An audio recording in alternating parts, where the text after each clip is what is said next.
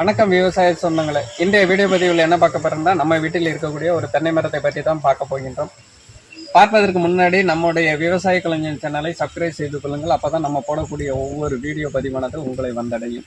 முழு வீடியோ பதிவும் பார்த்து பயன்பெறுங்கள் நண்பர்களே. நம்மளுடைய வீடியோ பதிவினை லைக் பண்ணுங்க, ஷேர் பண்ணுங்க, கமெண்ட் பண்ணுங்க. வாங்க மக்களை, வீடியோக்குள்ள போகலாம். இந்த தென்னை மரமானது நன்கு வளர்ந்து தற்போது நன்கு பரந்த ஒரு தோற்றத்துடன் காணப்படுகிறது. அதன் காய் வளர்ச்சியானது தற்போது பார்க்கலாம். அதற்கு நமது கோடை காலங்களில் நமது தென்னை மரத்திற்கு தண்ணீர் தேவையை பூர்த்தி செய்ய வேண்டும். அதன் பிறகு மழைக்காலம் வந்துவிடும். அதற்கு பிறகு பார்த்தீங்கன்னா மழைக்காலங்களில் நிறைய தேங்காய்களை நாம் பார்க்க முடிகிறது. அந்த கோடை காலங்களில் நீரானது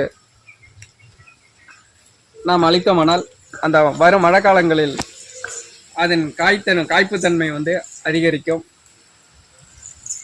அந்த மரத்தினுடைய வளர்ச்சியும் பாருங்கள். பராமரிப்பு மிக அவசியம்.